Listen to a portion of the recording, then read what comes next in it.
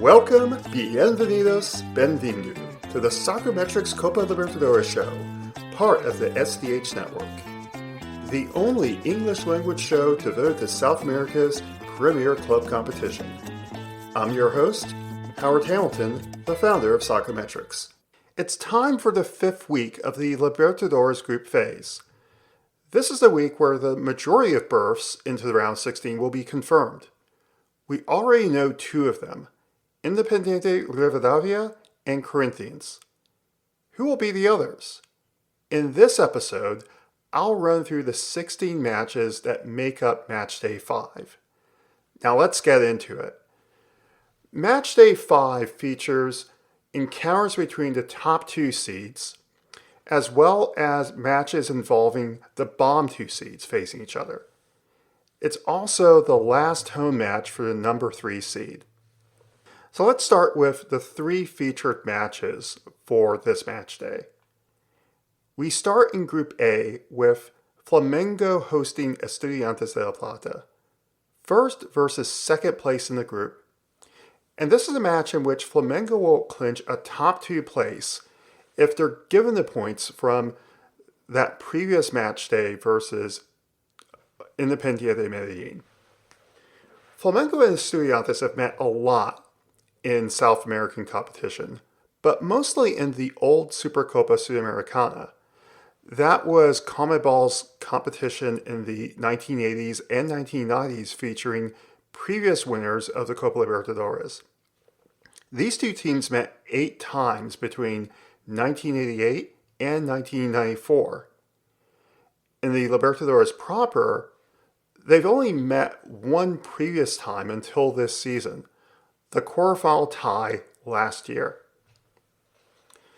Flamengo are dealing with one significant injury. They lost Jorge de Arrasqueta to a broken clavicle received in the reverse fixture in La Plata versus Estudiantes. They will have Lucas Paquetá, who has been the best player for Flamengo, not named Arrasqueta. For Estudiantes' part, they will rely on the goal scoring of Thiago Palacios, with Guido Carrillo alongside him. Next we go to Group F for the encounter between Palmeiras and Paraguay's Cerro Porteño. This is also a top 2 clash. Palmeiras lead the group on 8 points, followed by Cerro on 7. Palmeiras are on a hot streak. They are the best team in Brazil at the moment, arguably the best team in South America. They're unbeaten in their last 10 matches. Palmeiras have dominated the Libertadores encounters involving Cerro Porteño. That 1-1 draw in Matchday 3 broke a 6-match win streak going back to 2022. The last time that Cerro Porteño won in this series was back in 2018. In fact, Palmeiras have not lost a home Libertadores match in 5 years. That was a 4-3 loss to Defensa Justicia in 2021. Palmeiras are dealing with injuries of their own.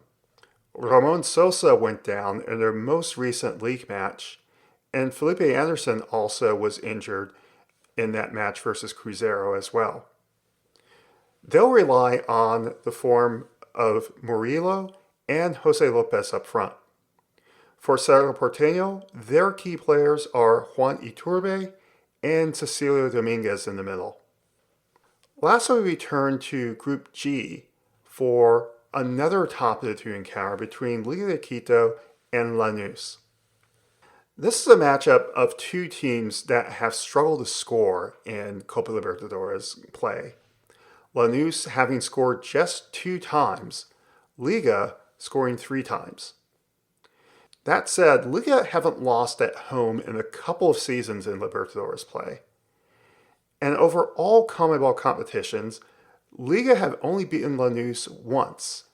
That was in a 2009 Copa Sudamericana round of 16 encounter. Key players for Lanús are Gonzalo Perez and Marcelo Moreno, was the only player to supply an assist for a goal for Lanús. Liga de Quito will rely on the play of the Quiñones brothers, Leonel and Yerlin, as well as Gabriel Villamil, who is a playmaker who has some goal-scoring capability.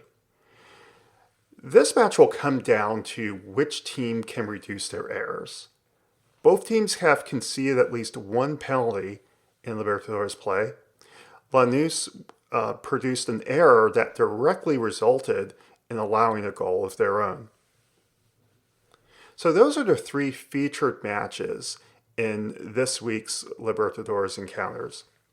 And now let's turn to the rest of the 13 matches that make up Match Day 5. In Group A, Cusco will host Independiente Medellin.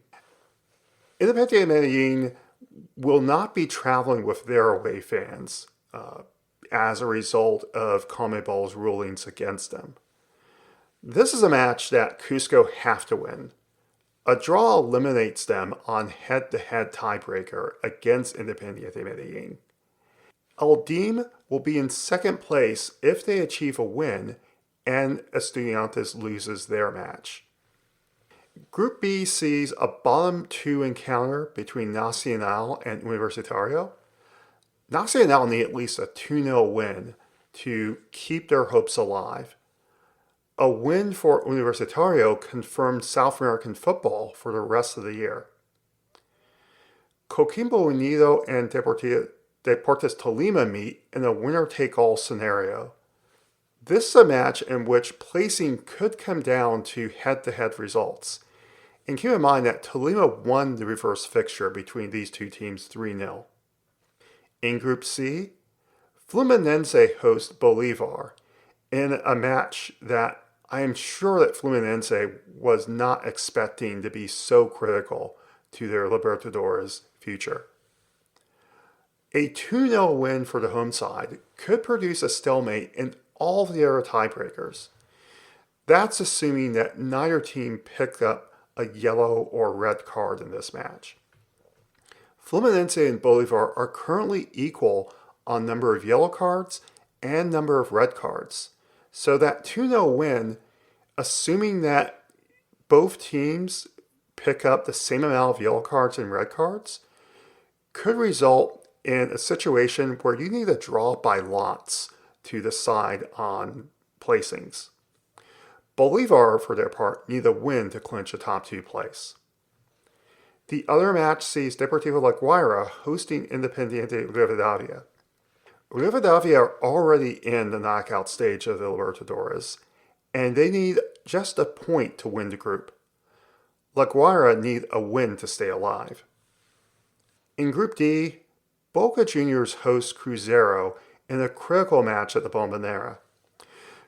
Cruzeiro are on a hot streak, having lost just one of their last 9 matches over all competitions. Boca lost in the Argentina Apertura playoffs in the first round, and this is a must-win match for Boca to keep their chances of finishing in the top 2 alive. Meanwhile, Universidad Católica hosts Barcelona in Santiago. Barcelona are on the outside looking in, and they need to recover that away form that they had in the preliminary rounds, where they won both of their preliminary round matches. Universidad Católica have been a much better side on the road than they have been at home, and a failure to win puts top 2 in danger, considering that they have to go to Argentina to face Boca Juniors next week. In Group E, Peñarol hosts Corinthians. This has been a nightmare group stage for Peñarol. With injuries, with lackluster play, they are plainly on the ropes. Corinthians are a side that have prioritized Libertadores. In fact, their Libertadores play is a photographic negative of their play in the Brasileirão. Santa Fe hosts Platense in a match where an away win will eliminate both Santa Fe and Peñarol. In Group F, Junior hosts Sporting Cristal. Junior need 2 wins and nothing less than 2 wins to have any chance of advancing in South American competition. A Cristal point locks up at least 3rd place. In Group G, Always Ready hosts Mirasol in a match that will be played in Asunción because of political and social unrest in Bolivia. That means that Always Ready's home advantage has completely disappeared in a match that is absolutely critical to their Libertadores hopes. A Mirasol win clinches a top 2 place for them. In Group H, Independiente del Valle hosts Libertad. Libertad are all but eliminated from Libertadores and South American contention. IDV, for their part, need a big win to keep pace with Rosario Central and sets up a decider in Quito. Rosario Central hosts Universidad Central de Venezuela. UCV have been very competitive in the group stage, but more than likely will have to settle for a place in the Sudamericana. A Central win sets up that big decider in Quito next week. And a reminder that this week you can follow all 16 matches of Matchday 5 on either Fanatis, Fubo Sports, or YouTube, where the radio broadcast will be streamed. Got a comment or a question about this podcast or about the Copa Libertadores? Send them to my X handle @Soccermetrics. You can also send questions or comments to @SoccerDownHere or to Jason Longshore at Longshoe. This show is also distributed on YouTube and Facebook, and you can follow the conversations there. I'll be back later in the week to recap Matchday 5. This has been the Soccermetrics Copa Libertadores show, proudly part of the SDH network. See you later. Hasta luego, e até mais.